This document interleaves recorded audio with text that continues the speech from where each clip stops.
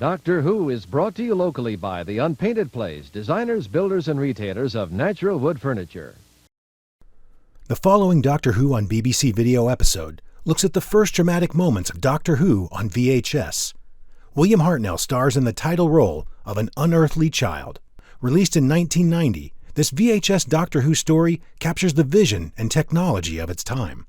And now, across 6 decades, we return to this VHS adventure of William Hartnell as Doctor Who. Whether Steph Colburn likes it or not.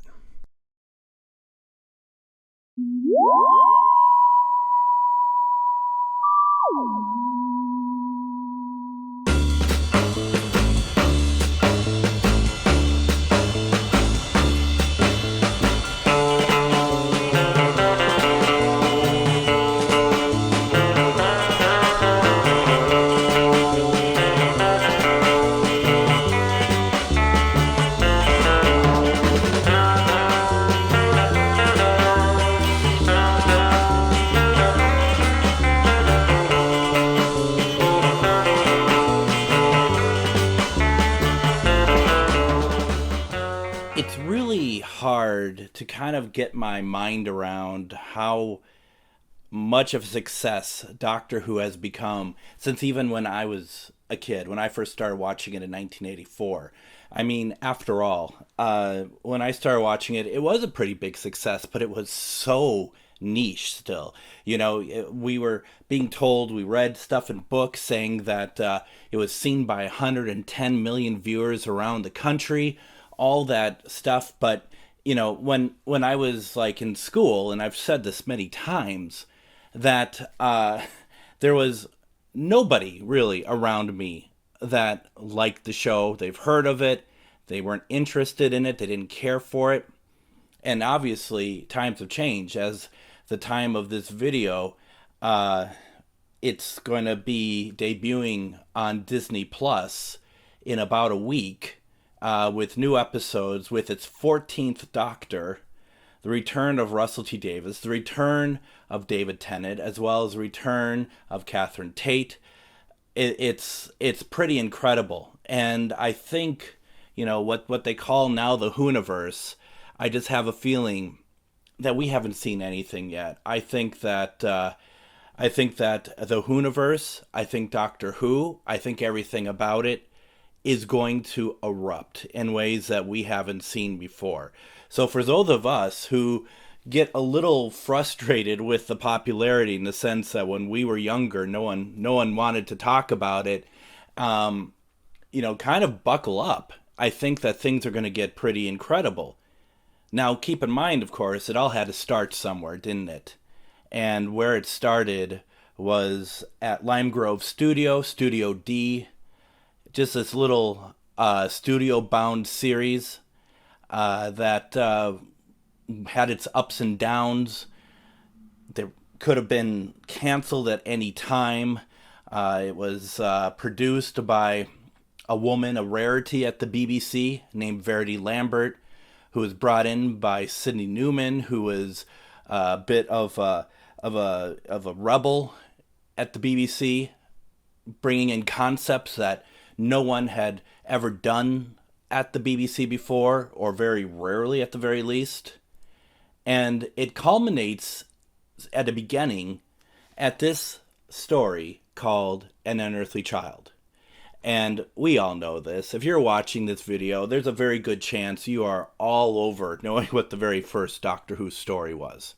And, you know, as we're in the anniversary year, and as we are just knocking on the door of the 60th anniversary of this wonderful series, I wanted to celebrate this story and celebrate this VHS release, because this is truly a landmark piece of television.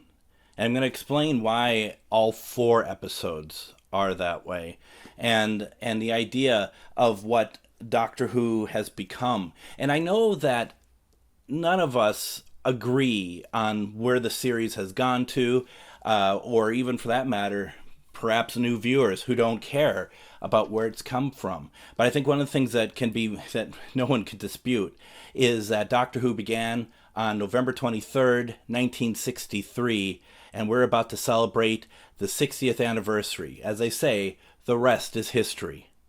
And I just want to say, as we always do, if there is something you want to talk about, if there is a story that you want to tell about if you saw it on transmission in 1963, or if you were able to watch it on the BBC Two 5 Faces of Doctor Who, which we're going to talk about, all of that stuff, please send me a note. Send me a note if I got some of the facts wrong. I'd love, we just want these to be as accurate as possible.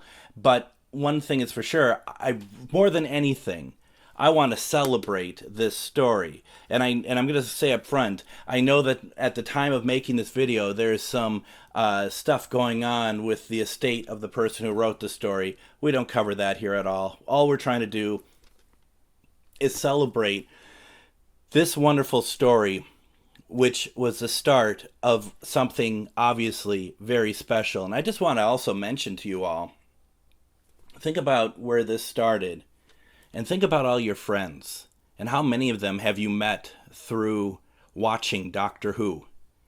And, like we said, had to start somewhere, even if you've never seen this before, even if you're maybe somebody who came in during the new series, Capaldi era or Jodie Whittaker era. If you're not taking a look at this, without this, if you have a lot of friends and a community that you talk to and enjoy about Doctor Who, would have never existed without this. Now, some interesting things about this story that I find kind of fascinating. I don't know. Once again, anytime we watch, we want to start somewhere. A lot of times we want to start from the beginning. And that's going to be very interesting. I would suspect the majority of us who are, if you're watching me right now and speaking for myself, I did not start watching Doctor Who with An Unearthly Child. As I've stated many times, I started watching it in 1984. That was with The Visitation with Peter Davison. And, I think, as I said, I think in the 5 Doctors video that I did, that you kind of retrofit your understanding of the background of Doctor Who based on piecing it together, either from past stories or reading, doing the research and stuff. And we were all doing this, many of us were doing this before the internet. So, which I think makes it a lot more fun, in my opinion. But for those of you who learned about Doctor Who through the internet, whatever it takes, right? As long as you're enjoying it. And, that's the thing about, like, public television here in the States. It wasn't like a network where if they brought in certain programs, like some of these, like, side programs, like Doctor Who, or Are You Being Served, or Midsummer Murders even, stuff like that isn't necessarily going to be networked around the country. Everyone's running their different things in different places. And the thing about Doctor Who is that it all started originally with John Pertwee in 1971-72 with a package of 13 stories. And then took some time off, and then Time Life brought it back again with Tom Baker as well. So it wasn't like everyone was getting the same thing at the same time. And then as they added more Doctors, it would be harder to have everyone in sync. So everyone was watching something a little bit different. And the fact is that they didn't include all the Doctors at once. They didn't give out to the stations, like, here are all, at that time, like, all 5 Doctors. Where do you want to go? They released them out of order, the eras, the different Doctors, but with different, at different times. And so watching Doctor Who in 1984, I watched in the order. These are the Doctors that showed up to me in order. Was Peter Davison was where I started in 84. Just getting to the end of season 20, they restarted Tom Baker. I believe that was also in 84, maybe early 85. From there, we got the John Pertwee series, which was pretty incredible. And I want to say that was March or April of 85 that we got those. And this is a different Pertwee package than what was in the early 1970s package. If you watch my Terror of the Aton video, we talk about how they were showing color stories that broadcast quality tapes of those stories didn't exist anymore in the BBC archive. And then I was lucky enough then, we got the Colin Baker season 22, and at that point they put Twin Dilemma in at the beginning of that. And it really goes to show how much Lionheart, who was the distributor of Doctor Who, how much they were really involved and aware of what was going on with with Doctor Who, because it was earlier in the year, 1985, that Colin Baker's season 22 ran on BBC One. And so by fall of that year, we were getting season 22, which was pretty incredible. That was very quick. Now, of course, there's many of you who are like, what, same year you got it? Wow. Nowadays, we get it the same day. You're right. Things were very different back then. But that was just how it was. And then from there, in 1986, January of 1986, we got the Hartnell and Troughton package. And that's the interesting thing about it. I remember thinking that we were never going to get the Hartnell and Troughtons. It just seemed like that was too far back. I don't think anyone would have been interested in that. That was my 11-year-old brain, 12-year-old brain that was saying that. Now, what's really interesting to me about all of this is that it feels like to me it took forever to get to watch Hartnell and Troughton stories. You know, it just was like absolutely took forever. But the fact of the matter is, it was less than 2 years that all of those doctors I named, that I was able to see virtually every existing story that Lionheart had available. With, probably within about, it's still less than 2 years. Isn't that crazy? It felt like years, like 5 years or something. I mean, that was pretty much a crash course in getting into Doctor Who while watching. It's amazing how when you're younger, things that are really short periods of time actually feel like they're a lot longer, and that's not the case at all. Now, also, in the Twin Cities and other markets, Doctor Who was being shown in what we call movie version, which in the UK is the same as omnibus version. And for those of you who are interested, it actually says on the slates, which aren't VT clocks, they're actually what we consider slates. They might have an electronic clock on them. They say movie version. Okay, so this is very much a term that was used either by Lionheart or even by the BBC before they sent the tapes over. So that was something that was said quite a bit, and you actually miss a lot. You may not miss a ton while it's like if it's Tom Baker stories that are edited into movie version. Remembrance of the Daleks, there's a scene shot or cut, between parts 1 and 2 when it's movie version. But when it comes to the Hartnell stories in particular, and I'm sure to some extent the Troughtons, but really the Hartnells, first of all, we're missing the opening titles for all the other stories, just as we would for anything else. But it's just, the unique episode titles, which were kind of fun to see, and so those are cut. You also are getting stuff like the cliffhangers obviously are cut, but what's even more interesting is that the cliffhanger for 1 week may be reshot in the opening of the story the next week. I'm sorry. It's all my fault. I'm sorry, it's all my fault. I'm desperately sorry. I'm going to blame yourself, Grandpa. Look at that. Look at the girls. Look at them. They're all the same. They're all the same. They've been split wide open. Interesting shots because the director will stay on a shot for a couple seconds because they have to give time for the titles to show up, and the title of the episode and who it was written by.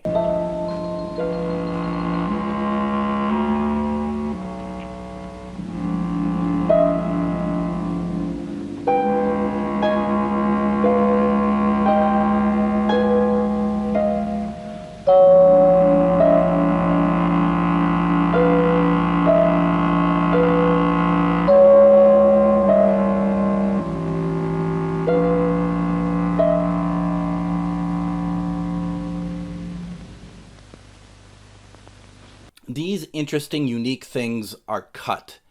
And it's kind of a shame that was the case, because they're very unique. And what I really loved about the Hartnell stories in particular is that, you know, the cliffhanger happens and you have that pause just for a next episode caption to appear. And I think that those are really so unique to Doctor Who, such a unique thing, and I absolutely love them. And so you miss that as well with the movie version. And, you know, I've started to think maybe I should employ that with these videos and have a next episode caption. Wait, no, not yet. Put it down. We're not even close to done. Sorry. And then, of course, this is where we got what I call the Hartnell apology. Kind of like what we have at the beginning of today. What we did at the beginning of this episode is an homage to that. And we played that Hartnell apology before. It's on the War Machines video.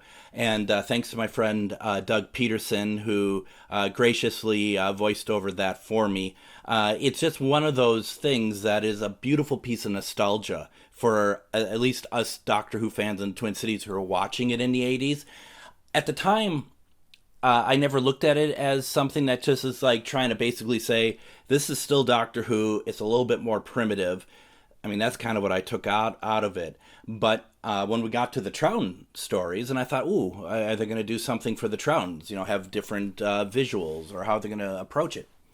They just ran the Troughton episodes. I mean, I don't know if they just got bored with it, or if they actually thought that the Troughton stuff seemed more closer to the quality of, say, like the Pertwees that they ran without any sort of disclaimers or anything. So I find that to be really unique. And you know, I don't know if any other stations that have done that, but we're going to talk about here. The PBS stations around the country really did something interesting in different locations to do their episodes of Doctor Who, which I think really, and if this video series has any sort of impact on the Doctor Who community, it is for me to bring forward some of these uniqueness of PBS stations as much as I can, if I know about it. So there's some more very cool stuff, uniqueness, that we'll talk about here coming up in a second. Also, the thing too about the Hartnell movie versions, which now makes that unique to the episodic versions, is the use of what's called a cryon. And we've talked about that before in the Trial of a Time Lord episode. And so from Spearhead from Space to the end of the Trial of a Time Lord, and we're just talking about the end credits, what would happen would be that Lionheart would just take the last episode credits, and they would just kind of run that as it would for the story, for the movie version. Which means anybody who appears in episodes 1 through 3, but don't quite make it to 4, won't get any sort of credit. What happens, though, is that with the Hartnell and Troughton, and the Hartnell's more interesting than the Troughton ones. The Hartnell ones, the end credits are remade. So they are just black backgrounds with a gray, and Chiron is an electronic form of titling. So they are just very generic looking. They don't look good at all, quite honestly. And quite frankly, they're riddled with errors. They are really bad.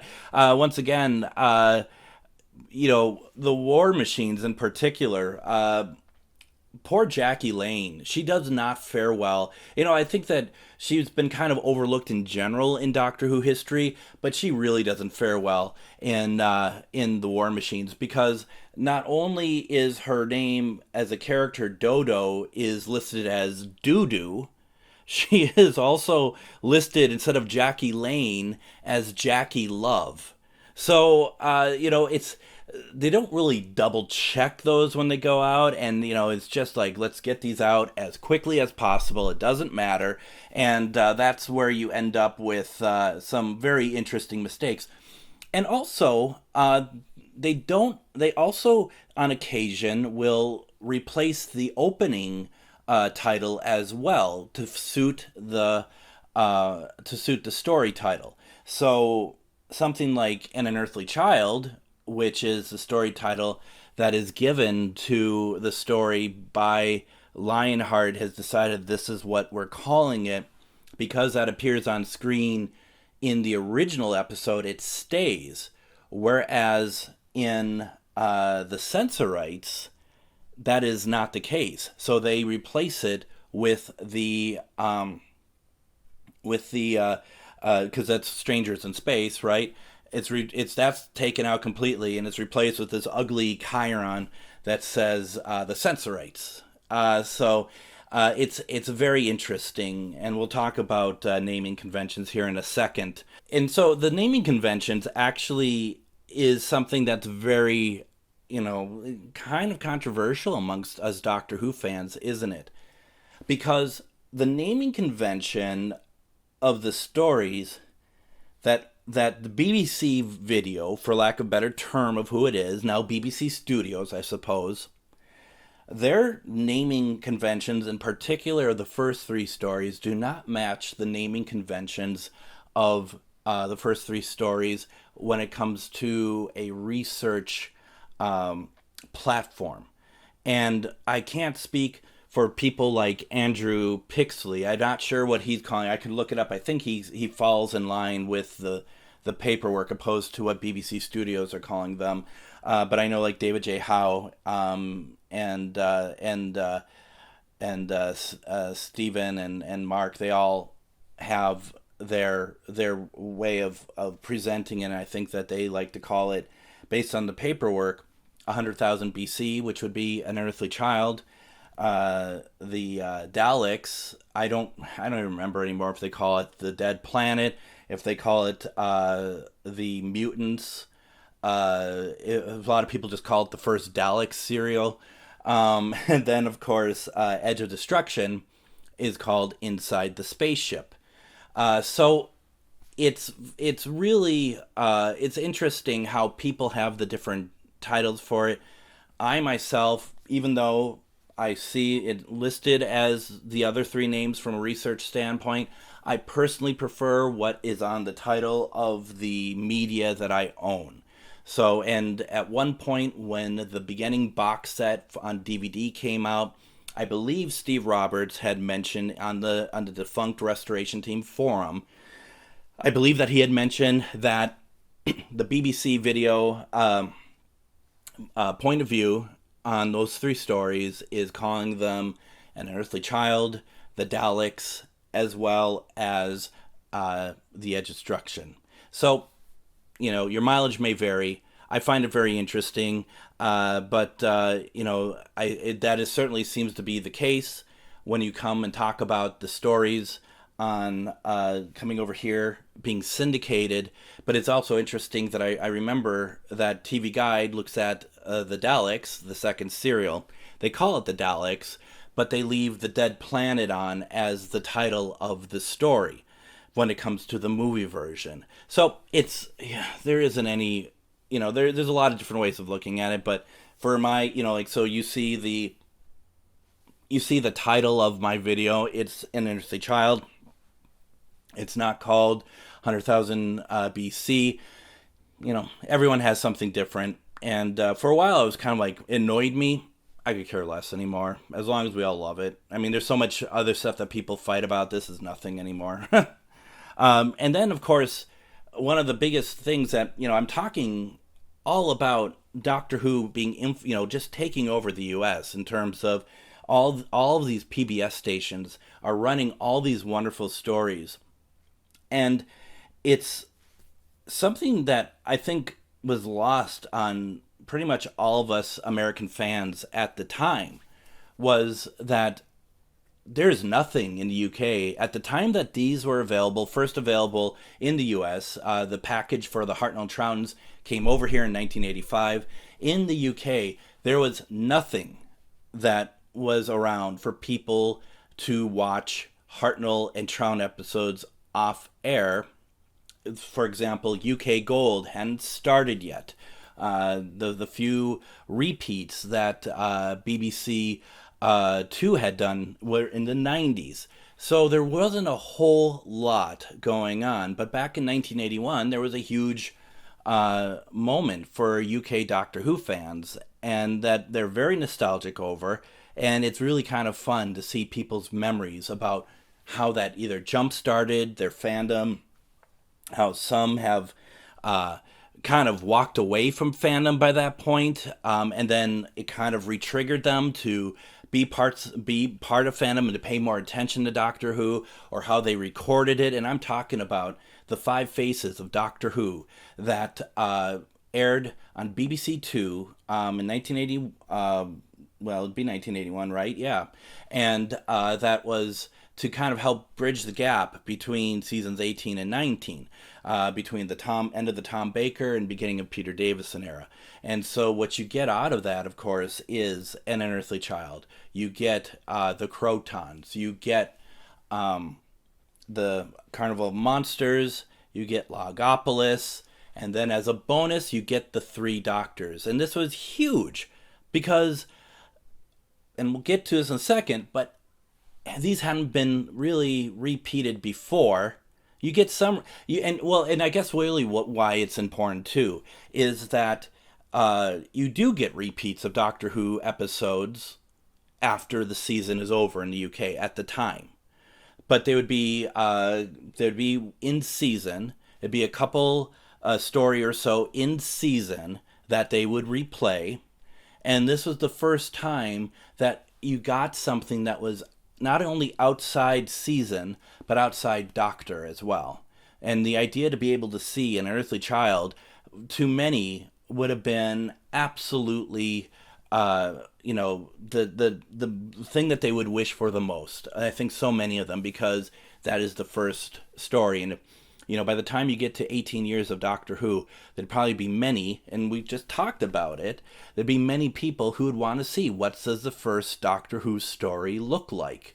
And so they were able to see it. I think what's really interesting about this, though, is that when you think about it, the first episode of Doctor Who, up to that point, possibly, and I'm no expert on this, but possibly the first episode might have been one of the most repeated episodes of Doctor Who to that point. And where I'm coming from with that is, it's probably not the most repeated, but it's probably up there, because you got the original transmission of An Unearthly Child on November 22nd, 1963. Then you go to the following week. They reran the episode due to the coverage of the Kennedy assassination. But then now you jump forward to 1981, and it's reran again. And these were, all on the BBC. So that alone was pretty cool. But what I also found was very interesting, because a friend of mine had a recording of the Crotons from that broadcast, from the 5 Faces of Doctor Who. And, I'm all about that sort of thing. The different recordings and stuff, let alone your master version, which you watch of the best quality. And he's just he was so excited he had it, because the Crotons was the last Doctor Who story to be ran for broadcast from its 16 millimeter film recording. And that always kind of stuck with me. And I thought to myself, well, is that really the case? Because a lot of times, you're kind of in that area where, are we still running stuff from film, or are we actually transferring it to video and then running it from there? So I went to probably one of the best books ever written through DWAS, Doctor Who Appreciation Society, and that is the Doctor Who Production Guide, Volume 2, Reference Guide. And what what it does, amongst many things, this book does many things. If you could find a copy on eBay or something, it is well worth your time to get it. In fact, I remember my friend Robert, when we were at Visions in Chicago, that's the big Doctor Who convention back in the day, over Thanksgiving weekend. And we're walking by, it might have been at Jeremy Bentham's table or something, and he saw that the production guide was there. He basically told me, he's like, I don't care if you don't have any money to eat the rest of the weekend, but you need to get this book. Because he already had one. It was sent to him. But he's like, you need this book. This is going to be, it's going to be invaluable. And it has been. And one of the things it does, it tells you how Doctor Who was broadcast each season. And so it will also tell you the original videotape numbers. It'll tell you the project number. I think that's the project number. But then it will tell you the actual videotape number it was broadcast from. And so, so go to the 5 Faces of Doctor Who, and it indeed tells us that An Unearthly Child and the Crotons are in fact film recordings. But what is really interesting about it, at least to me, maybe it's not interesting to you, the videotape numbers will be like VTC, and it'll tell you the whole number, and we'll have it up on screen here. And then it will be individual numbers, which are designated only to that episode. Well, the film recordings have the same numbers, which is probably a no-brainer, but I didn't really realize that. So the parts, those are numbers that are associated with that particular episode. And I thought, boy, that's really neat. And since this is a very geeky video series, I kind of figured you'd all like that as well. So just imagine, I can't imagine I'm wrong on this, because all the Hartnell and Trout episodes exist as film now, we could probably figure out what the film recording numbers are for all of them very easily, because they're the videotape numbers as well.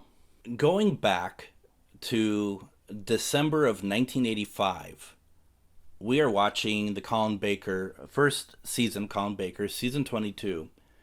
I have no idea when the season ends. I have nothing to tell me. I don't have the program guides. I don't have anything. They're feeding it to me, and I'm taking it. My only thing is the TV guide, which we talk about in the U.S.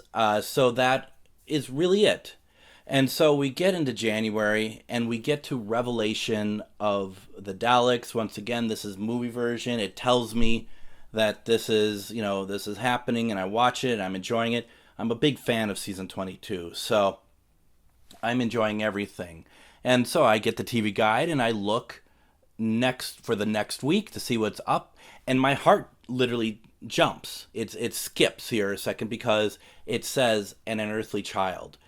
So I'm going to revise what I just said a little bit, because clearly I knew what the first Doctor story was, but the Jean-Marc Leffissier Program Guide Volume 1, it only goes up to a certain point, and Colin is not part of it. So I don't know where the Colin Baker series ends. So within this 2 years, I already have a program guide I'm looking at clearly. I'm kind of piecing this back together as I talk about it.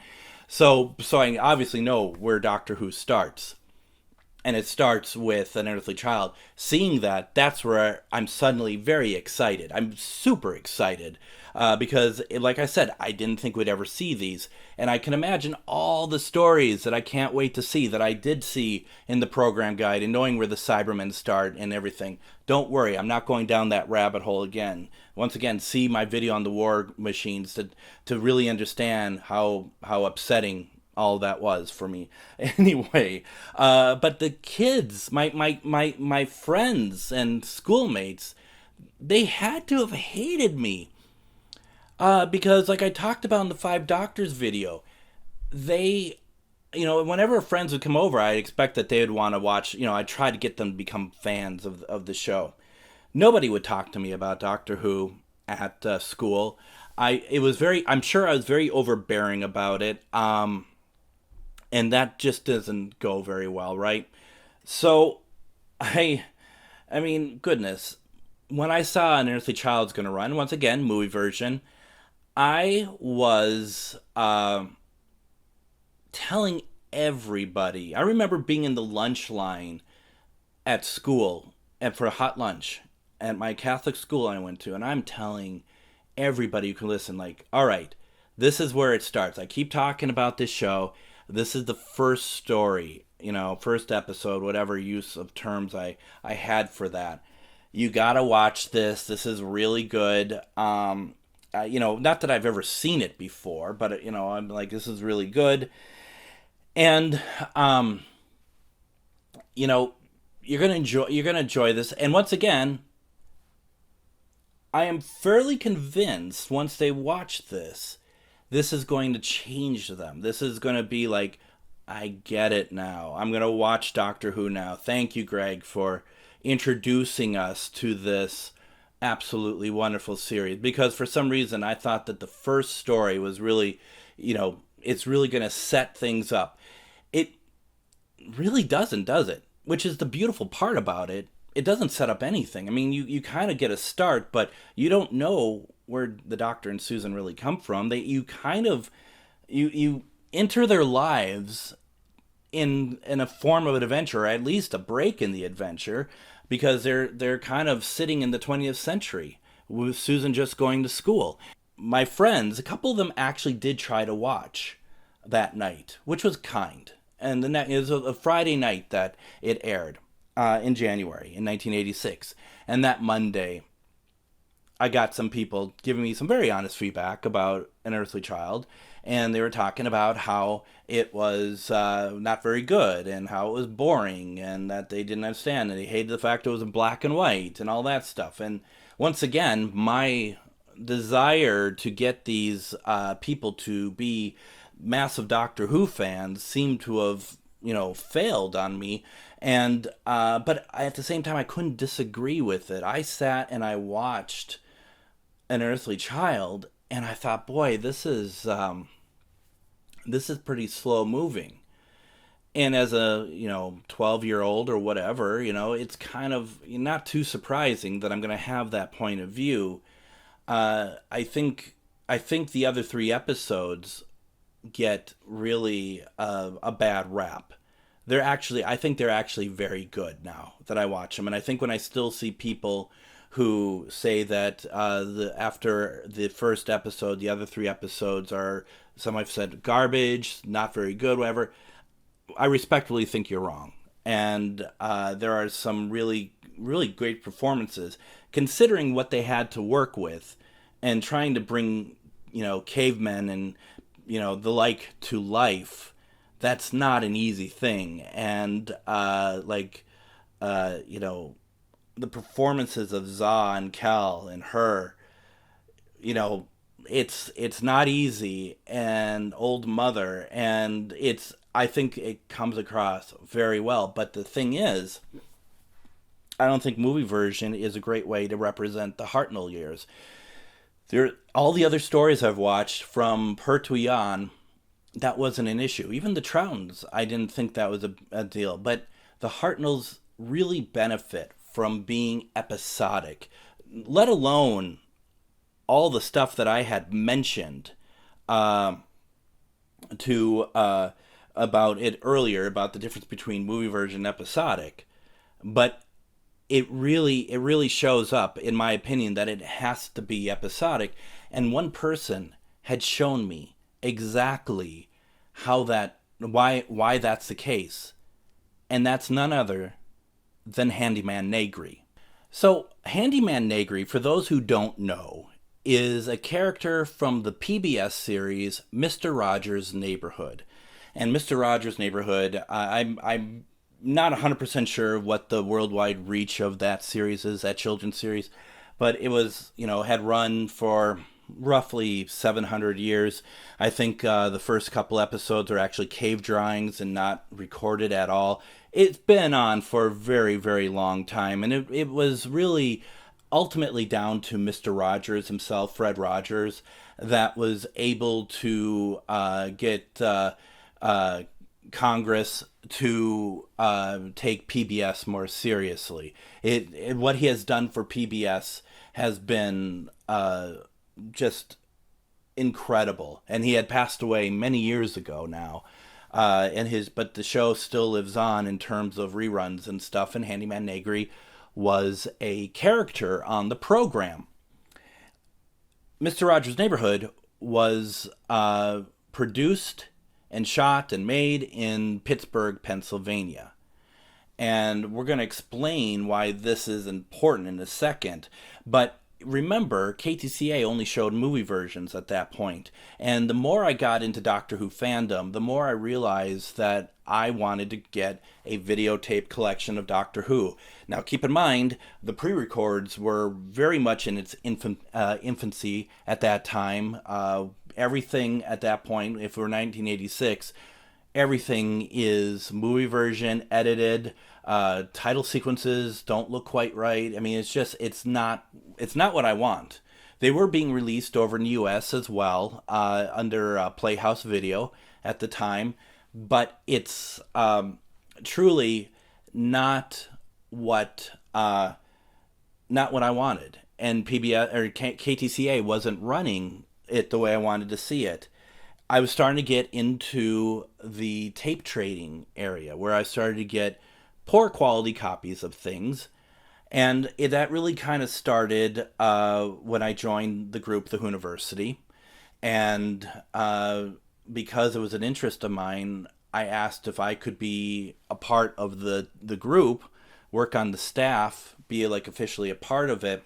And I'd be the person that could, if they had contacts for me, I could track down some of these rare videos, and then we could play them at the Whoniversity parties. And they were fine with that. And one thing that had worked in my favor at that point had been that there's a person by the name of Craig.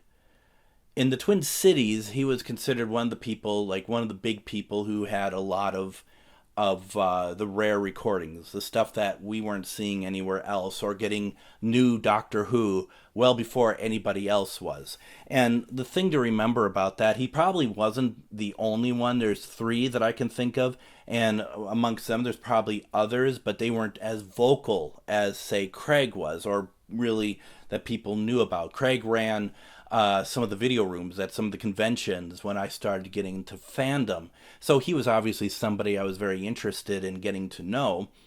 And he was doing a deal with the Whoniversity. The Whoniversity did a newsletter about 6 times a year. And Craig wanted to sell some stuff, not videos, but he wanted to sell some of his Doctor Who memorabilia that he had and other things. And if we could run ad space in our newsletter, he would, instead of paying for those ads, he would provide us new episodes of Doctor Who that we can run at our parties. And that was in time for season 25. I did get season 24 from a friend of mine. The quality's atrocious, so of course I kept the recordings. Because they're always fun to go back and look at all that stuff. But the thing was, they were horrible. The stuff Craig had was better. Now, not great. An example of one of Craig's recordings was Silver Nemesis. We played some of that in the Silver Nemesis video. Yeah, it's not great looking, but imagine, that's better looking than what we had before. So he provided to us Remembrance of the Daleks. I mean, we're going to be like, let's start with season 25. So when you get your copy of Remembrance, can we please have a copy? And then we will show it at the event, at the Whoniversity party. And then whatever other ones you get in, we will show those as well. Well, he got bored with us after Remembrance of the Daleks, and that was it. I think the only other thing that he gave to us was copies of Faceless 1-3 and Evil the Daleks 2, which was making its way in tape trading circles at that time. So I have this addiction. The documentary Checks, Lies, and Videotape, that was only about UK people, but unfortunately I can consider myself in that grouping because I really wanted this rare stuff. Remember, folks, this stuff wasn't available anywhere.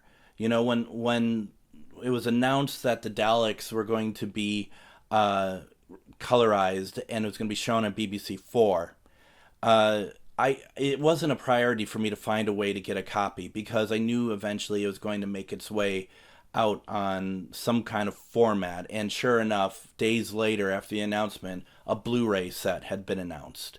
So, but back then, we didn't know how to get copies of anything.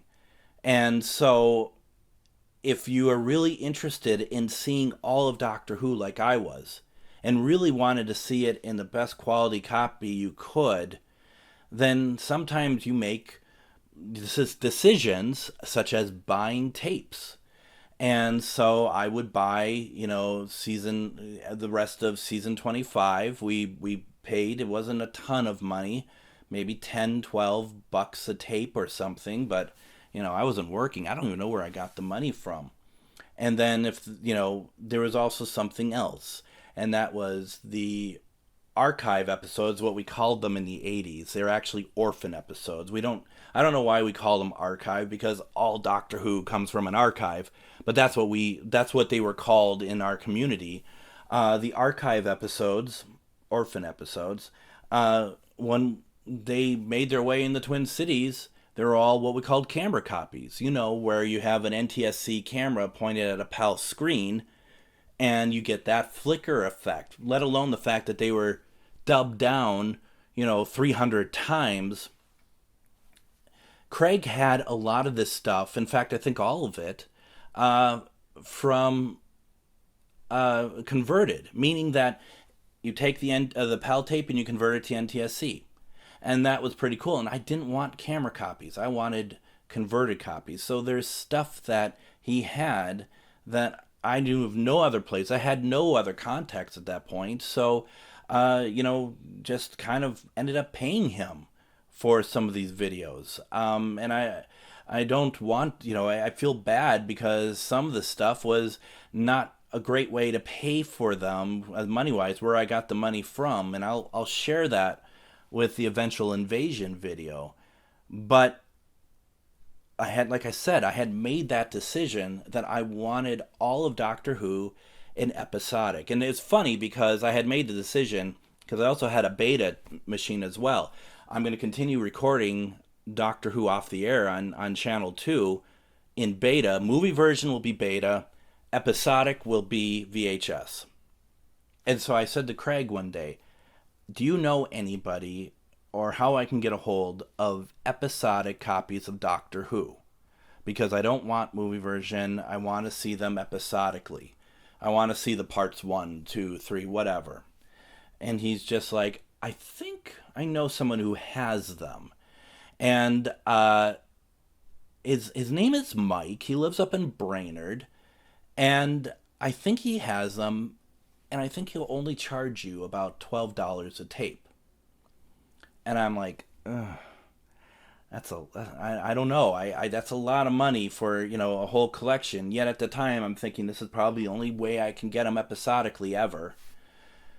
And Craig is like, why don't you let me handle it? I'll just put everything through me, because I know Mike. I'll talk to him. We'll get it sorted out. You can just give me the money, and I will work with Mike to get the copies to you.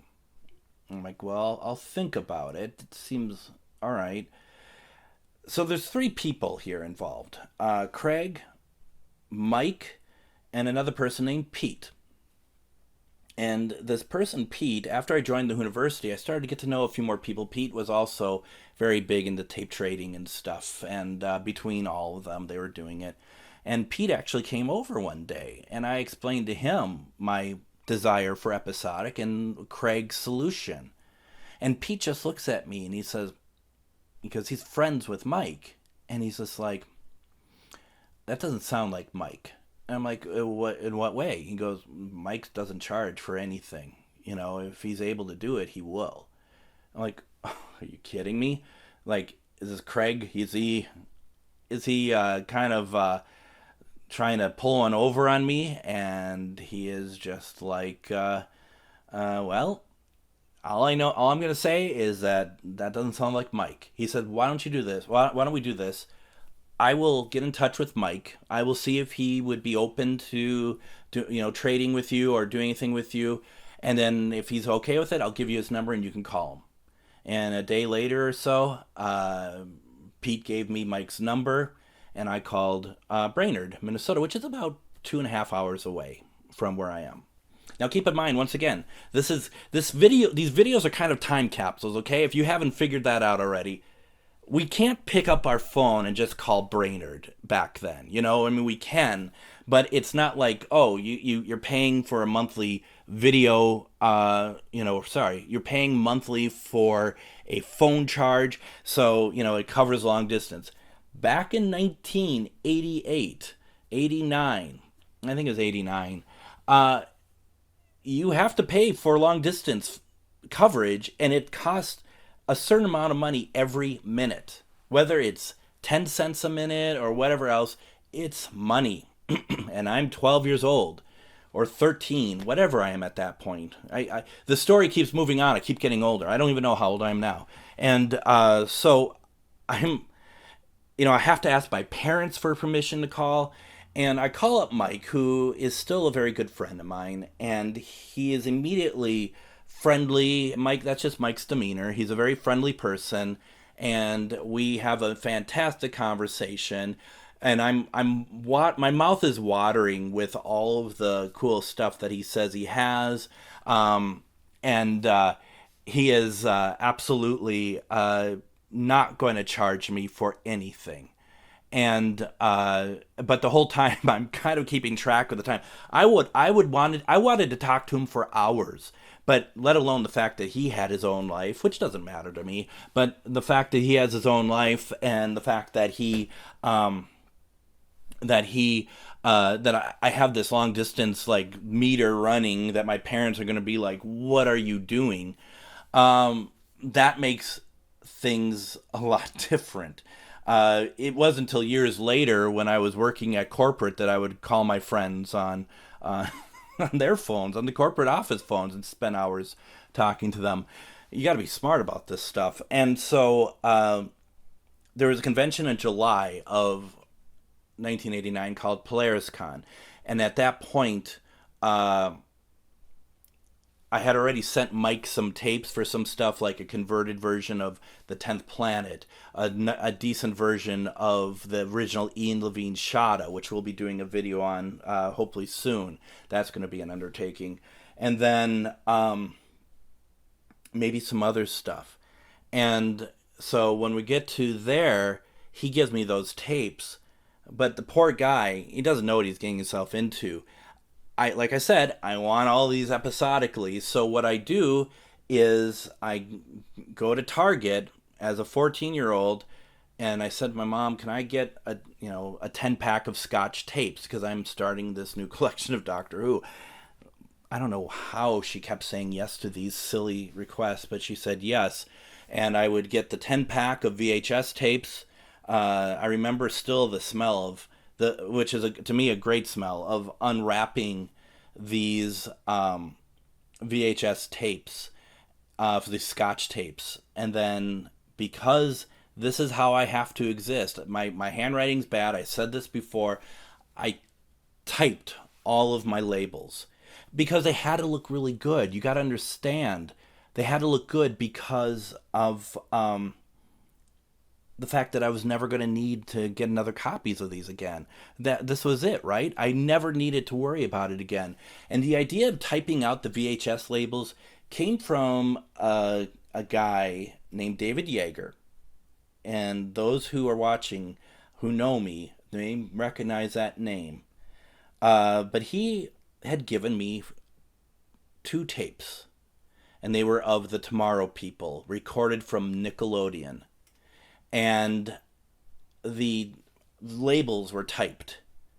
And I just was like, oh, that's really kind of cool. That's where I got that idea from, where every Doctor Who iteration I did going forward, either I typed the labels out, or I got Avery labels that then I printed on a printer. And that's kind of how I went going forward. So I know that a lot of you are probably wondering about Handyman Negri, and you should be. Well, so I get these tapes back from Mike. He sends them back to me, and this is why Mike is such a good person, because I didn't realize it at the time. I wanted all my stories not only episodically, which he had, but also SP, and because I didn't trust T160s, anything that was over 4 episodes had to be broken into 2 tapes. He had everything recorded as EP, so it's longer, and so he had to keep switching out tapes, and then within stories, he may have to switch out tapes. He then would send me not a couple at a time, he sent me all of season 1 at once of the existing stories. He shipped them to me, and we've done this a number of times back and forth. He had never, ever charged me for postage. And, and as a young kid, I don't think I ever really appreciated that. It's not like I was expected it, but it's like, cool, my tape showed up. It wasn't like, cool, he spent money, and and so many people that I have done stuff from, people have sent me so many good things, like Robert and Mike and so many other people who just suddenly send stuff and not charge, or just don't even let me know they're sending it, and it just shows up. Wow, how cool is that? That is really neat. Those little surprises are really cool. And I will be dedicating a whole video to that at some point, because that was incredible. And I put in the tape for An Unearthly Child, and it's recorded, and this is where his stuff is really kind of cool for us, because it's like recorded in areas we never even knew, what stations were and stuff there. Recorded at WQEX in Pittsburgh. And Doctor Who, as well as many of the other programs on that station, before they would start, there would be a VJ, I guess. Somebody who would be there and introduce the episode of Doctor Who you're about to watch. And they would get it completely wrong, which is the charming part about it, because you could tell none of these people are fans. None of these people even know how to pronounce half the words that are Doctor Who. I mean, and it is truly incredible how this stuff is, it's like I said, I guess the only word I can use for it is very charming. One of the VJs is Handyman Negri, Joe Negri. And he does not know anything about Doctor Who. He's doing his job. Some of them are Pip Theodore, PJ Maloney, a couple other ones, and Joe Negri. And these are fantastic pieces. They were always fun. They got them wrong. It was always fun. But it was really cool. And I was watching these, and I loved these. And it was able to show me Doctor Who episodically, the Hartnells. And when I started watching them, and I started watching these stories, as soon as I got them, 1 episode a day. Not 4 episodes at once, even though they're episodic. 1 a day. And when it happened that you would get these stories, and it'd come to the end, and the next episode caption would show up. It's like, wow, this is really cool. This is really neat. And I loved it. And lately, I started to get very nostalgic for those segments, for those opening segments. And I thought, boy, wouldn't it be fun to play some of these during these type of videos for the video that for the story that we're talking about. Problem is when I started getting other versions of the stories, I would record over the tapes. And so all those wonderful WQEX segments were gone. So I thought, well, maybe Mike has them. I don't know. So I reached out to Mike. I'm like, Mike, do you still have the WQEX stuff? And like me, we moved on. I know he feels the same way I do about it. And he's just like, yeah, I recorded over it too. tapes were a premium, right? I mean, I sound like the BBC, don't I? I mean, they were expensive, or you didn't want to have to keep buying new tapes and stuff. I mean, eventually I did decide that every time I got a new recording, I'd put it on a new tape. And I was really bummed because I don't know of anyone who would ever have those. Except about 2 months ago. I saw on eBay somebody selling off-air recordings of Doctor Who as blank tapes, just saying what was on the tapes. And I thought, I don't know where these are coming from, but for this video series, I thought it might be nice to get in different recordings. I can digitize them, so if there's anything unique, I could play them within these videos. And I saw that this auction was in Pittsburgh. I was like, no, it couldn't be. It couldn't be those. So I got the tapes, and they were about 12 tapes. And I put in the first one, and suddenly just a wave of nostalgia came over me. Remaining somewhat dazed and confused, we're WQEX, Channel 16 in Pittsburgh. Because what you may not understand is those tapes that I got from Mike, I had played over and over and over again. So as much as I knew those opening, those Doctor Who episodes, I knew those segments by the VJs. And immediately, the music of the idents, everything, it was WQEX. And sure enough, there were my friends again. And there was Joe Negri talking bollocks about Doctor Who. And he was, Joe Negri's in his 80s. There he was, in his late 40s, early 50s, telling me about Doctor Who, Ian, and Sylvia. And wow. So I ended up getting, in that lot, most of the John Pertwee stories. And some Colin Baker stories, which are actually the 25-minute episodes opposed to the 45-minute episodes, which was really cool. And so these are going to make their way into some of these videos going on. So I reached out to the seller. I'm like, do you happen to have any more? And he said he did have a few more. So I bought those as well. And so all said and done, I have a couple Hartnells, most of the Pertwees, a few Tom Bakers, a lot from season 14, Revenge of the Cybermen and Genesis of the Daleks as well, a bit of Peter Davison, a bit of Colin, and most of Sylvester McCoy. And they are fantastic. And even though I don't have Handyman Negri talking about the very first episode of Doctor Who, at least introducing it, I have him talking about it as they introduce this episode of The Mind of Evil. Take a listen.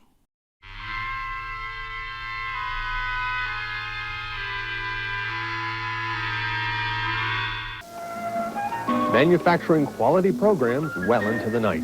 We're WQEX, Channel 16 in Pittsburgh. Colony in Space is the latest Whovian series, and it comes your way in just a matter of moments here on QEX. I'm Joe Negri, here to escort you into our space-age drama. But before I do, I want to give you the address for the Whovian Fan Club once again. So many of you called in asking about the club when Quaylin talked about it that I decided to give you the address again in case you might have missed it.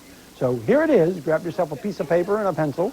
You send your check or money order for $5 to Doctor Who Fan Club, P.O. Box 6024, Cherry Creek Station, Denver, Colorado 80206.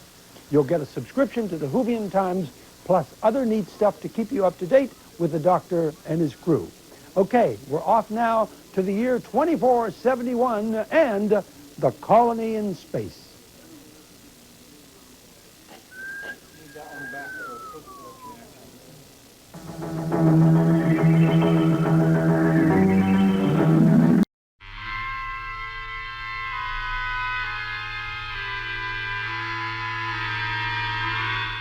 Yo, how are you? PJ Maloney here, and Doctor Who is next.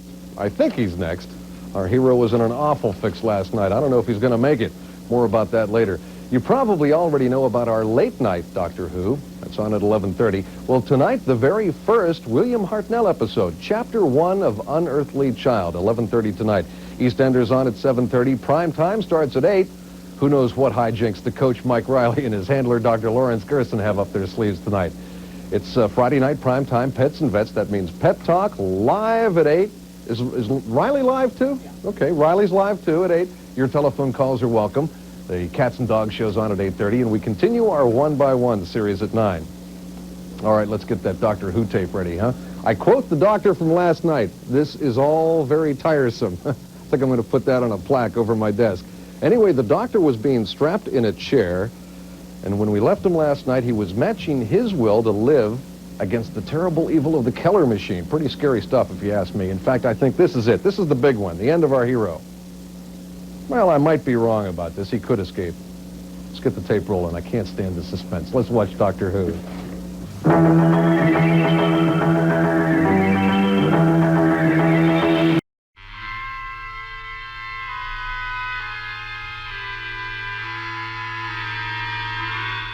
Hey, Whovians, what's shaking down your alleyway this Wednesday night? I'm Tom Downing, and if you're concerned, well, I'm feeling great. And if you're not concerned, well, I'm still feeling great. How come? Because for the first time in a long while, we're starting off a new adventure tonight on my Electric Playground night. Now, the boss said that I screwed around too much the last time I got to kick off a new series, so tonight I'm going to be pretty straightforward. Our adventure is called The Invasion of the Cursed Carnival Mutants from the Barren Planet of the Skinny Squirrels. Now, I know this isn't what's listed in your paper or in your TV guide, but that's because this is a recently uncovered adventure, and we wanted to get it on as soon as possible. Now, this series features an actor known now as the Forgotten Doctor. That actor? Pat Sajak. As Doctor Who, Pat portrays a confused doctor with an obsession for Amana radar ranges and items on gift certificates available from the Spiegel catalog, Chicago 60609. Now, Alice, the maid from the Brady Bunch, is the Doctor's faithful companion, Stu Beef, in this series, while Orville Redenbacher and a very young Whoopi Goldberg are the mutants. The story begins as Doctor Who and Stu Beef accidentally mistake the carnival mutants for Tupperware representatives. Well, as many of you know, I'm sure, this act is considered a declaration of war throughout the galaxy. So the mutants don full battle gear and prepare to play a best-out-of-3 putt-putt golf game. Now, I'm not going to tell you what happens on the windmill hole, but I will tell you it's an incredible scene. Here it is, then, Episode 1 of the Cursed Carnival Mutants from the Barren Planet of the Skinny Squirrels.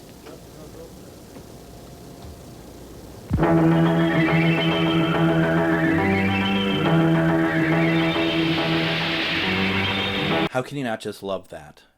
And as much as one of the things that has often bothered me about the official BBC releases is the fact that everyone goes crazy over like the continuity from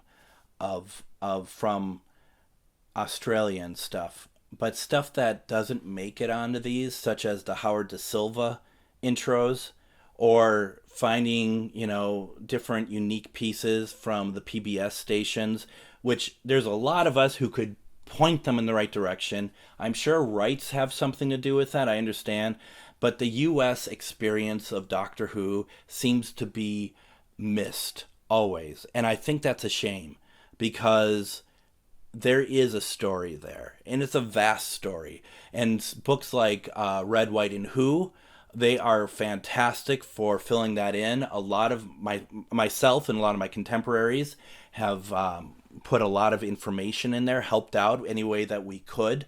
But, there's so much more that could be done.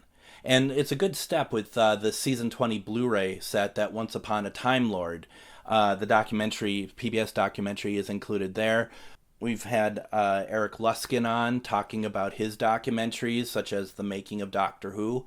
Hopefully that gets figured out and put onto a Season 25 set. So there is a great deal that actually can be done. And to the point, Doctor Who kind of stopped running on Channel 2 92, something like that. And they actually reverted to a Sunday afternoon time slot running Tom Baker episodically. So I didn't need the WQEX Tom Bakers, which I'm looking forward to going through the ones I do have, because I was recording them off air on Channel 2, and they looked fantastic. But they stopped in 92. They got through all the Tom Baker, and they ended up running season 18 as movie version. They switched over to movie version. And the season 17 that they ran was all edited for commercials, so they were incomplete. A friend of mine named Dan, who ran a store at the time called Red Dragon Books, he wanted to support Doctor Who and bring it back to PBS, and he got in touch with KTCA to underwrite it, and they wanted to meet with him, and he asked myself and someone else to go to a meeting at KTCA to bring back Doctor Who. And one of the things I wanted to do, which KTCA, and rightly so, I guess, decided that against, was I wanted to see if they would allow me to introduce every episode of Doctor Who. Like, if I could be on camera and, give me 5 minutes to fill out the 25-minute roughly time slot. I could fill up with trivia and facts about what we're about to watch. How does it fit in with past stories that we'd had seen? That would have been fun. And I said, I don't charge for it. I just want to do it. And they said no, obviously. And they asked me, like, where should we start? Of course, I'm like, let's start at An Unearthly Child, because I wanted to see if I can get copies from the master tapes, first of all. And that was not going to happen. And then everyone, including Dan, I think Dan and KTCA had really decided that they wanted to start with Tom Baker. And I think that's because it was also Dan's favorite, and they knew that was going to be a successful run. So they did that. And it was really an honor to be a part of that in any way, shape, or form. Speaking of all that, too, it took me a long time from the 80s to understand that Doctor Who in the 60s, although it was very clear it was from film, just like Spirit from Space was clearly from film, that it was in fact what we ended up finding out is a telerecording. I had no idea, no concept of such a thing. I had no concept that it was first recorded on video and then transferred to film. In a sense, once again, almost like a camera copy, isn't it? Just a little bit more in tune with the frame rates and stuff. And so it's amazing how, and people say, poor quality. It's not poor quality. It's very clear it's not poor quality. It's amazing how good those actually look, in my opinion. But, like the camera copy I have of the pilot of the series, the unaired pilot, it has the VT clock. It never really struck me like, oh, that's because it was originally in VT. For those interested, Lionheart, any black and white story, like any story that's black and white because it was from film, didn't have a slate with telling us what the story was or anything else. It was a film countdown, just a film countdown that you get anywhere else. And that is what, that's what we got. And I know this because I have virtually every story from Lionheart, from their master tapes. So I know what this stuff looks like. And it was kind of, I always wondered, and I got it. And, even Spirit from Space is a film leader countdown, which, when you think about it, just makes sense. It just made a transfer and sent it over. So I think that's really interesting. And I think it's really fun that that's how they did it. Now, one other thing, it wouldn't be one of these videos without show and tell. At the Five Doctors video, I had shown off my console for the Five Doctors TARDIS console. And I was really excited because a couple years ago, I had pretty much all the consoles made for me, including this little gem, huh? I think this is absolutely stunning. I think this is so beautiful. And once again, it is character option sized. And as I said, I don't play with them. I just enjoy them. And this is just, when I was a kid, and I told you last time how I would use Star Wars action figures. Can you imagine someone giving this to me? But the thing was, there's a gentleman by the name of Charles Beardsher who used to do a lot of model making using cardboard. He never charged for it. He did an entire Hartnell console that is, just as good as this. In some ways almost better because of really what went into it, and this was in the late 80s. It was massive, because I'm talking the walls and everything. And he gave it to me because he didn't have room for it. Over the years, the console got lost, and we threw out the walls because it was just massive. But I do have something of Charles still, and I forgot until I was just talking about it now, and this is so cool.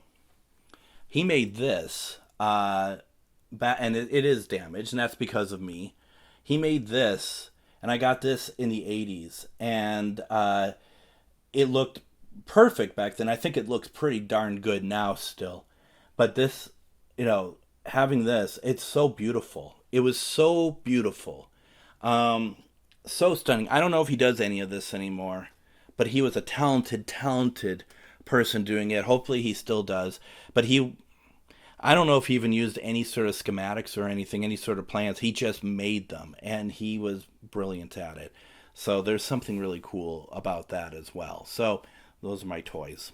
There is a lot about this story that brings back a lot of memories. And if you're still watching, thank you. Thank you for indulging me into how much this story means to me, and what was going on at the time in my life when I first was introduced to Unearthly Child. To the point that maybe we should start talking about the VHS now, huh? What do you think about that? So first of all, with the Radio Times, because sometimes we pull out the Radio Times stuff, and we talk about that. With the Radio Times, it was very clear that the week before Doctor Who started, there was a next week caption that was previewing the start of Doctor Who. Can you imagine? Some of you are of the age that had watched it when it aired, but I can't imagine a time of Doctor Who not being in my life. I mean, let alone the fact that maybe when I started watching it beforehand, but I mean, the series was always there. I just wasn't aware of it. But imagine that there's a time that's, pre-Doctor Who. Like, you have BC. This is like, BDW. So, it's really cool to see that. And if I'm not mistaken, there was supposed to be a cover for Unearthly Child for the launch of Doctor Who, but it was replaced by Beyond the Ken. And so Doctor Who didn't get its cover, but eventually it started its covers with Marco Polo, which is a fantastic cover. Anytime Doctor Who is on the cover, I think it's pretty cool. Even, the new series stuff, I think it's pretty awesome. But, the classic series stuff, which led up to the 5 Doctors, was the last of the classic series, if you count up to Survival, as, the run of Radio Time covers, which is really pretty cool. Now, as far as, the story itself, in terms of, was any of it wiped or anything, it's kind of an odd one, isn't it? Because it exists. It exists in full. The difference is, of course, like we mentioned, it was recorded on the 2-inch videotape, and then that master recording, there was a tele-recording made of it, and then that master recording was, the 2-inch master recording was wiped in August of 1967. And so it's unfortunate, that they're only tele-recordings, and we don't have any actual 2-inch masters of any pre-1970 Doctor Who. But at the same time, better than nothing at all, right? I mean, thank goodness we have those. And if I'm not mistaken, weren't all those episodes telerecorded twice. I need to do my fact checking on that. So anyway, what's also interesting about Unearthly Child, because so much is always talked about when it comes to missing episodes, like what exists, what doesn't. But the idea of an existing story where new stuff is being found, you might be like, well, what's the difference? But there is a really cool difference. So in 2019, Mark Ayers talks about something that he had found for Unearthly Child. He talks about in episode 675 of Radio Free Skaro, and this is what he says. He says that even now, we're still finding occasional better quality master. Desmond Briscoe, who was head of the BBC Radiophonic Workshop for very many years, when he died, I was passed on his masters, and in his collection of tapes is a 1/4-inch tape, direct recording off the original videotape of episode 1, An Earthly Child. So if that ever comes around on a Blu-ray season set, that will have a full Meg quality sound on it again, rather than the optical sound that we've had before. So to be able to do that with the very, very first episode of Doctor Who, I'm really looking forward to doing that one on Blu-ray. And so I think that that's very similar, actually. If you recall any of the stuff that we've done with Kaleidoscope, you remember that episode of Adam Adamant Lives, the Bissardi affair, that gentleman who had worked within BBC, that there was a tape that he was transferring, and on the other side of the tape, I think it was just like nature sounds and stuff. On the other side of it was the episode of the Bissardi affair, which was taken from the 2-inch master. You can hear clips of it as well as the full story by going to check out the podcast that I put out about it. Also, around the time of the Randolph tapes being found, there was an episode that was the radio, there was a off-air audio recording that was passed along to me by Chris at Kaleidoscope, wanted my opinion on it, that was the Web Planet episode 2, I believe it is, episode 1 or 2, that was recorded off air on the original transmission, and it is a truly remarkable recording. The doctor's speaking to someone. Why can't we hear what he's saying? Who are you? We come in peace. Peace? Is that why you attack? Where is your main force? We are alone. We have strayed from our astral plane. When will your invasion fleet arrive? What is its weaponry? We are peaceful travelers from Earth. You lie. You are the Menoptra. Our detectors show you are messing in space to attack. Speak. I know nothing of these Menoptra. We shall show you the fate which awaits all your ships, all your people. I was surprised to find out that Mark wasn't aware of that recording at the, I thought it was like a given that he knew about it, and I mentioned it somewhere, and he got in touch with me asking more information about it, and I think that I passed it along, or whoever the original recordist was passed it along. I'm hoping that it was used in the season 2 mastering. I don't know, but it was I thought it was a good recording. I thought it was an amazing recording, but I'm not a audio recordist or audio ear, so that would be interesting. And I don't know Mark enough to ask or anything, and we were emailing in an old work address that I was doing, so I don't have access to those emails anymore anyway. But it's interesting, the stuff that does still turn up. So this was a pretty big deal back in the day, and I'll tell you why. And something that kind of just hit me that I wasn't really thinking of before, and that is that when this came out, this was kind of, and we talked about in the War Machines video about how 1997 was kind of a rebranding of the of the VHS releases. Very obvious. Well, I think this is a start of rebranding as well, and I started talking about it in the Five Doctors. I just watched that just recently, and I start talking about it, but I don't finish my thought on it. And I think what I was trying to get at here, because when you also look at the 1990 version of the Five Doctors, this, to me, those does not seem like it came out the same year as this, but it did. The difference is that in the US, we never got that version on VHS, but we got this and some other stories. If I'm not mistaken, the Daleks, yes, I'm calling it the Daleks, was released prior to this, the year before. It would have been 1989, as a 2-tape set, episodically, unedited, apart from the next episode caption at the end of episode 7 being excised. And I think that was a test, wasn't it? To see how we can handle episodic Doctor Who or something, I don't know. And that seemed to deem itself as a success. And that changed the trajectory of Doctor Who being released. And going forward, not only were we getting specialized releases, we were also getting Doctor Who episodically. And this is when we really started to get like the square around it, where the overall the stories were getting a more unified look. There had been some art on the previous releases. Five Doctors, very obvious of where that art came from.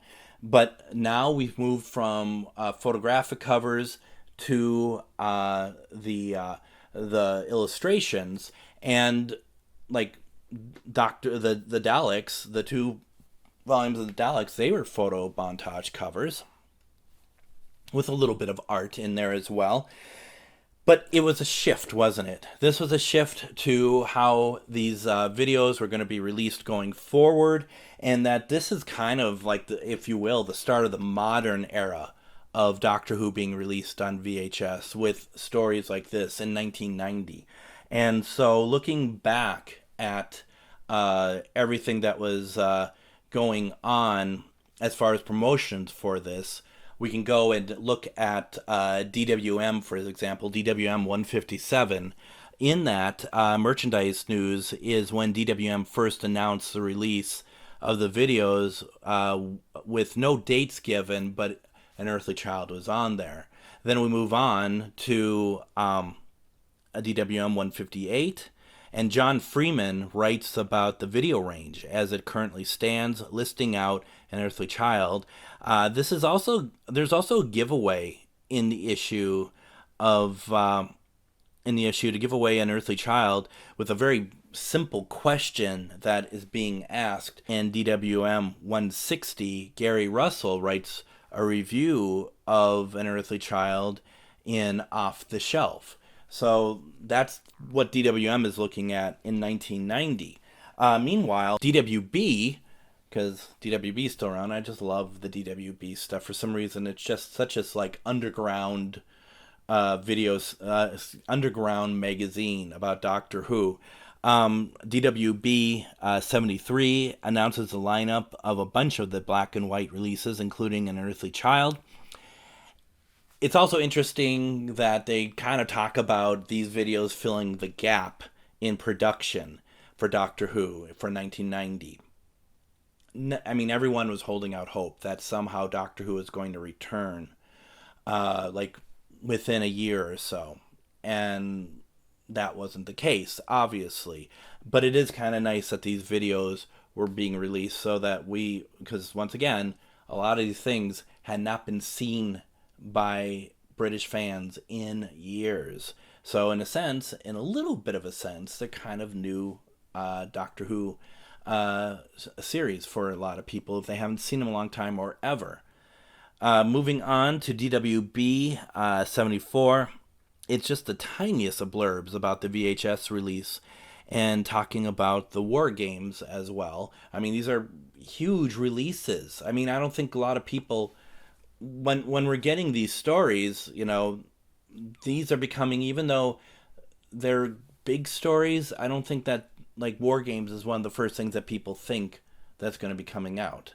And then we look at DWB 75, and Alistair Pearson's cover is the front cover, and there's a BBC interview. Jeremy Bentham and Bruce Campbell talk to BBC home video producer David Jackson. It also includes Memory Cheats, Unearthly Child, which is kind of your stereotypical review of the first story, kind of looking at episode 1 being brilliant and the following 3 episodes being awful. As we said, it's a view I don't personally hold, but at the same time, what I'm taking away as well, both DWM and DWB are doing interviews and articles about the overall BBC, not only just the Doctor Who range, but BBC video in general. And I think it's really telling that this was the start of a time where BBC was feeling really good about the VHS releases and were starting to release a lot more of them. Now, going over to the US, I had found in my collection of stuff, CBS Fox was releasing the VHSs over here. And whereas in the UK, they're releasing 1 title or 2 titles every month, we were getting them in the US as batches of 6 generally. So the first batch of this like new era of Doctor Who on video came in 1991. And we had, like, this is one of the ads for it at the time. This is, I think, a trade ad, actually. And in it, it talks about the VHS releases, the new releases that are coming out. And amongst them are the 3 Doctors, the Hartnell years, the Troughton years, the Curse of Fenric, the War Games, and An Unearthly Child. So in 1990, a couple interesting things that never really hit me before was that in 1990 we got the release of the 5 Doctors and the 3 Doctors, the 5 Doctors being a re-release, but also, which I just never really thought of, is that in 1990 we got the release of An Unearthly Child, but we also got the release of the Hartnell years, which included the original unaired pilot, at least, you know, a version of it. And so, you know, it's really starting to show that the fans were getting some really interesting content, which is really exciting. And I remember the Hartnell years and Troughton years being something like mind-blowing, that we were getting content such as these orphaned episodes, which in so many ways I just had as these poor camera copies, that they were being made available to everybody. And that was truly incredible. That was a fun time. That was a lot of fun to be able to get those. Going back to DWM, and it's like, why we're going back to DWM? Didn't we just talk about DWM?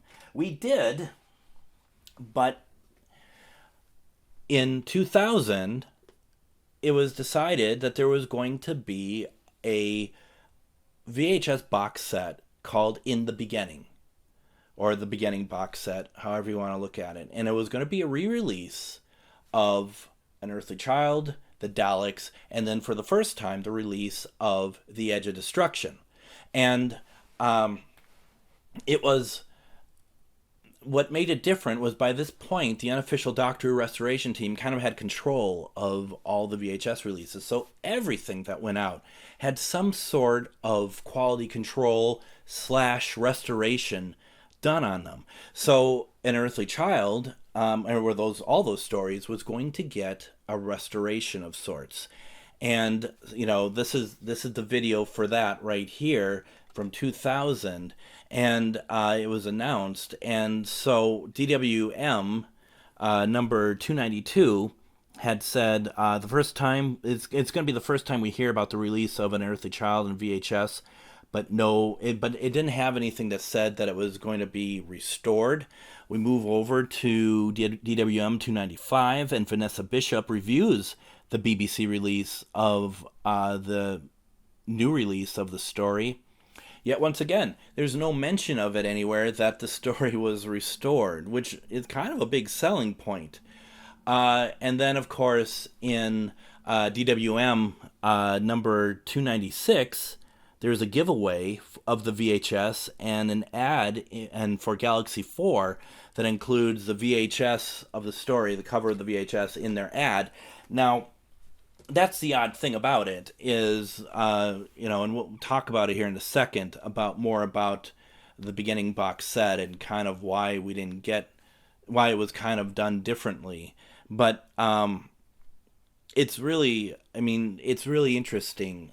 I think, in looking at the cover for the original version of Unearthly Child on VHS, I still believe that this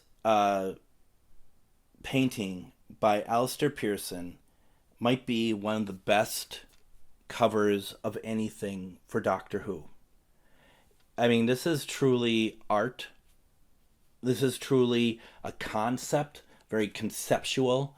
In a million years, I would never think of like putting one eye and having it be, that there's nothing to this that kind of is like, well, that's a bit dodgy, it barely works, or anything.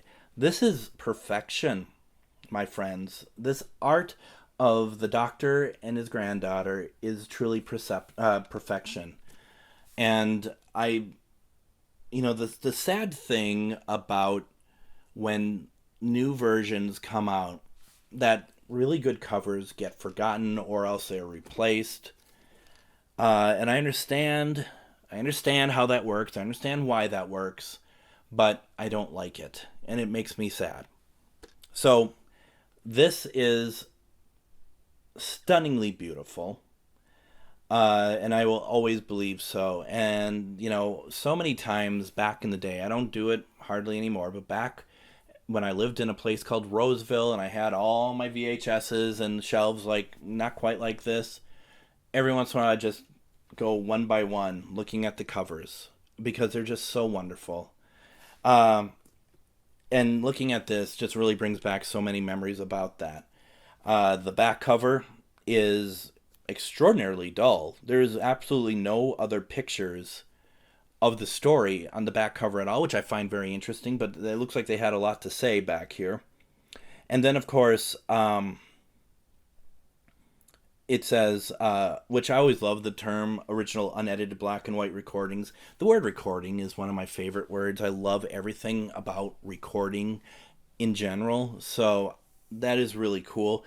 But unedited black and white recordings, it is, but for people like me who want the next episode caption at the end of the final episode, where it's like, next episode, The Dead Planet, that was excised because we're not smart enough to understand that there's, only 4 episodes on here. And that's a shame, especially the fact that the Daleks was released already, so you could just have, you could even make note after the end credits to see the Daleks, go to, whatever the BBC V number was, go buy that. You can put that at the very end of the story, but no one ever did that. So for so many of the Hartnell stories, we did not get the next episode caption on VHS.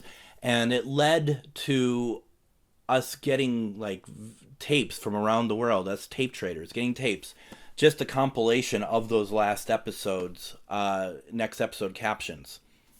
And what are we going to do with these? I mean, it's cool to watch, but it doesn't really make a whole lot of sense. There are exceptions, which are kind of strange, but we'll get to those when we get to those stories.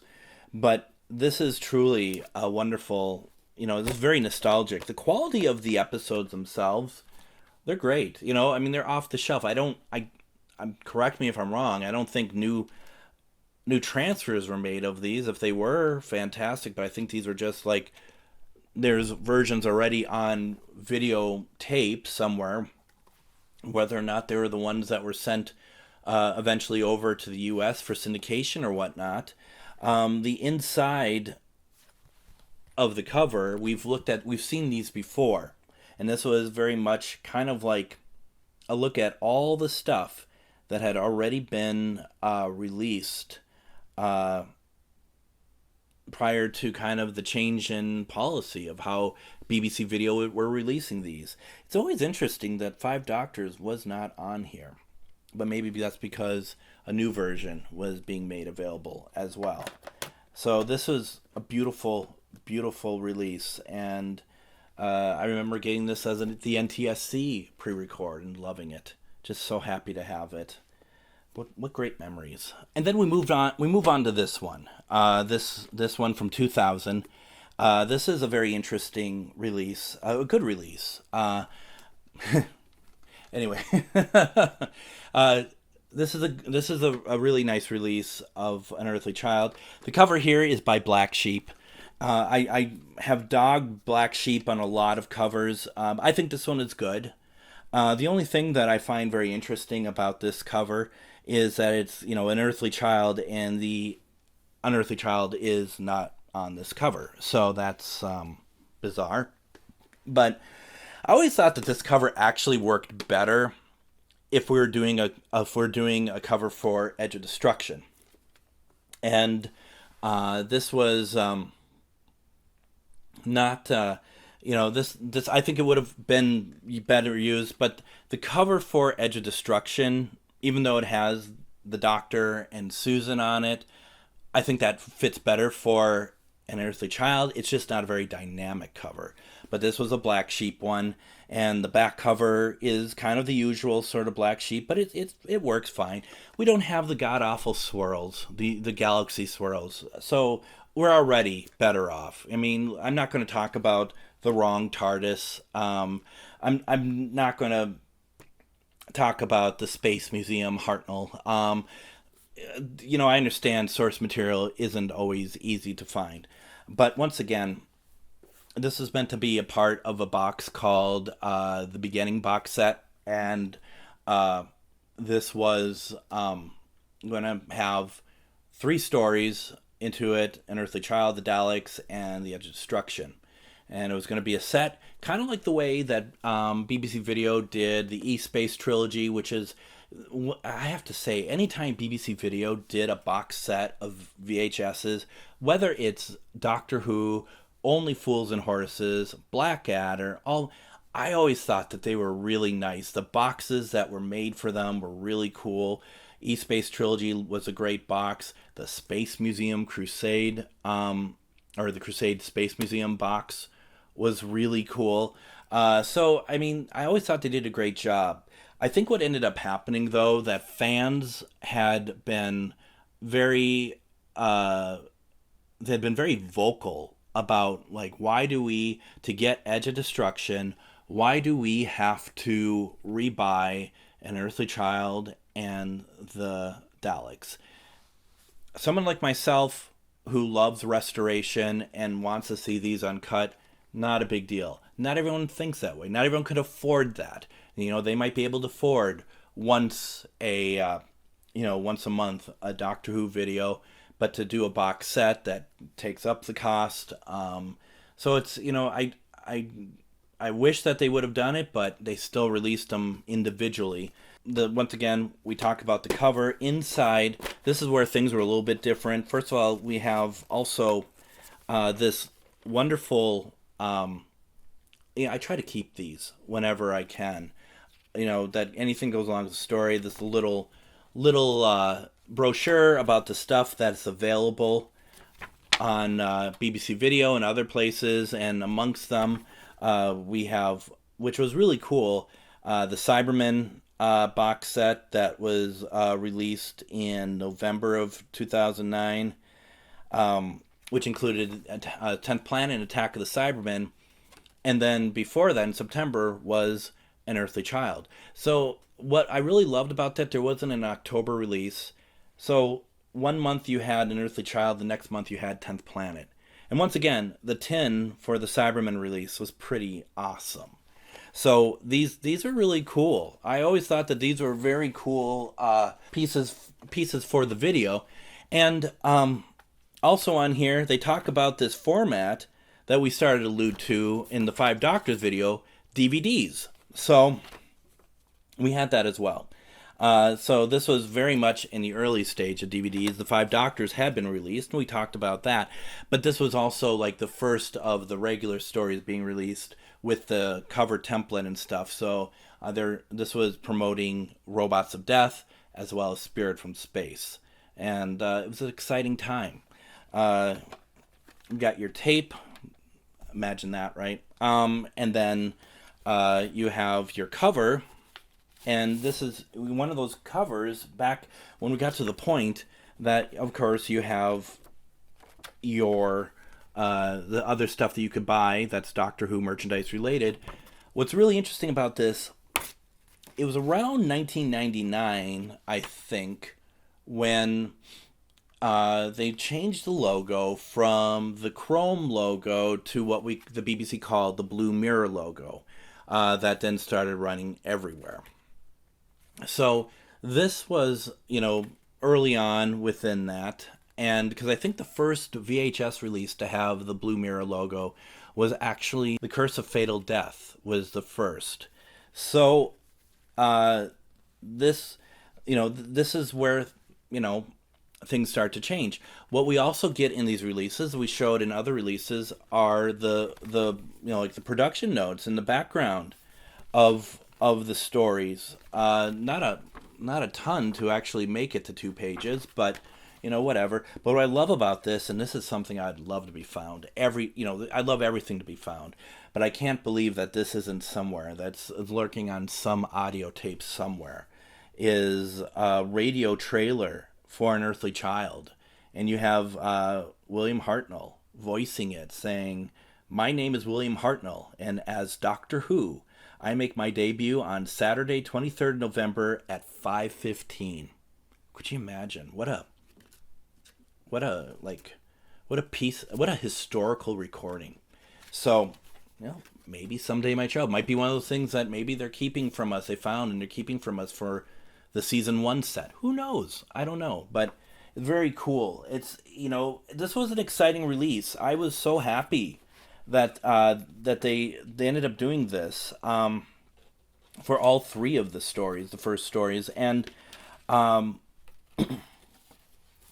this is unedited. This truly is an unedited version of An Unearthly Child. And the article for the beginning VHS set, because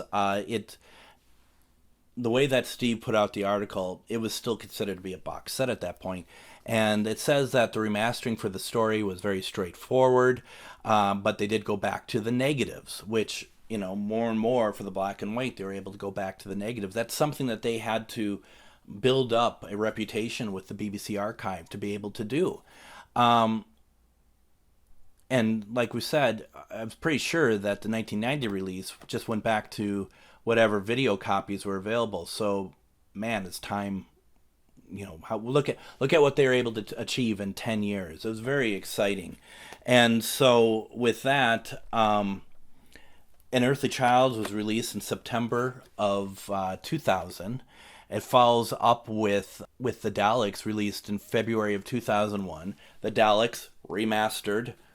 And then The Edge of Destruction ended up with the pilot episode, came out in April of 2001.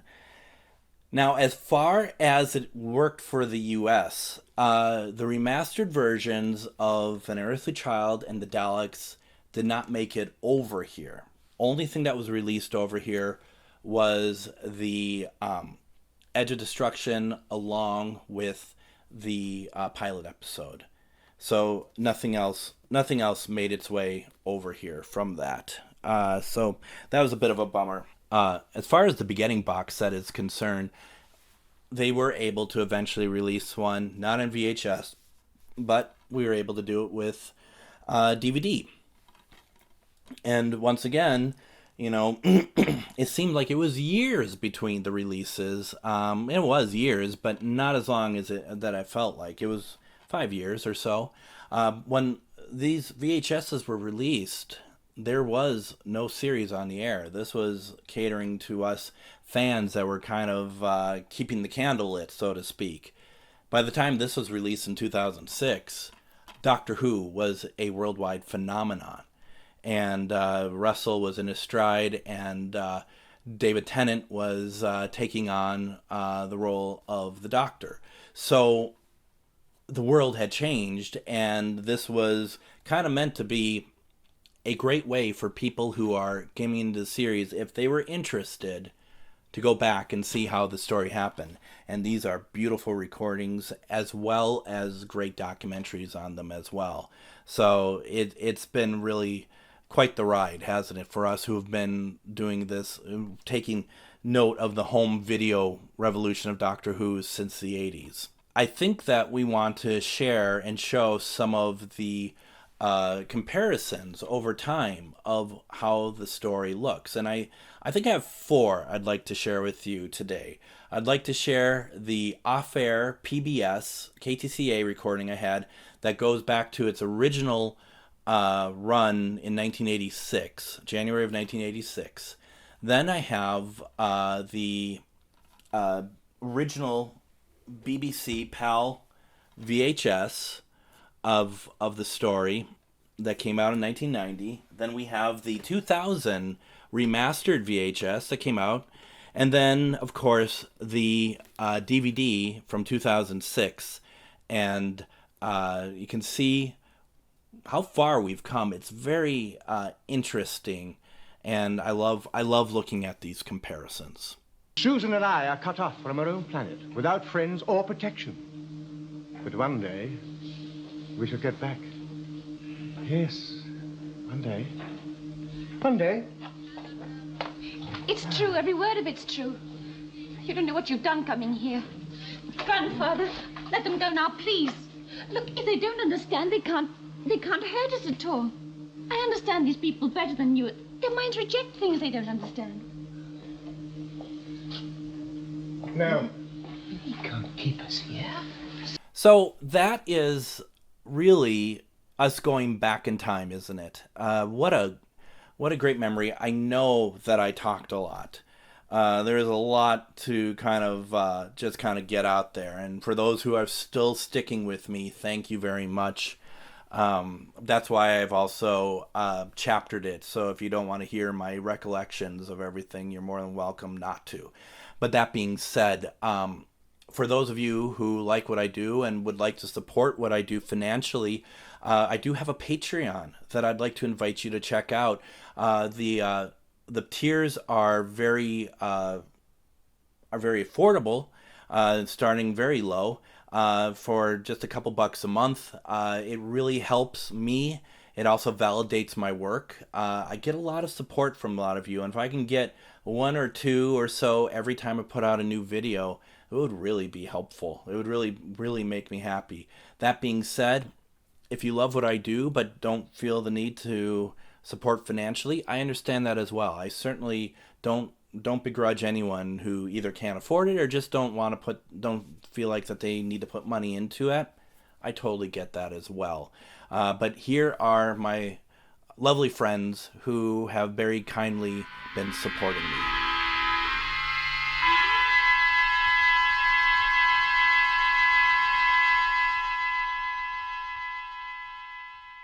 Once again, if I got anything wrong, or you want to share your memories around either the first time you saw the story, especially if it was on original broadcast, or when you got the VHSs, or anything else, or even if you're like when the remastered VHS came out and you're like, nope, I'm fine with what I have, please send me a note. You can also comment on YouTube. Please subscribe to my YouTube channel. That'd be fantastic. I love seeing people liking the work I do. I'm not going to lie about that. And I just really, this was very cathartic for me, I guess, because there's so many great memories around the 90s, and we were starting to get access to stuff that was only available on the pirate video circuit, and it was starting to show that we were going to get what you see behind me, which is pretty incredible. And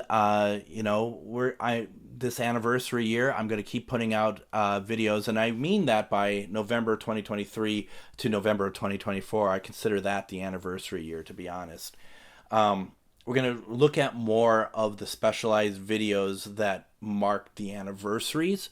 or what were milestones for me.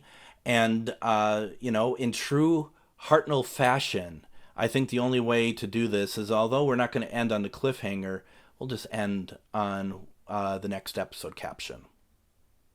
Thanks for joining me.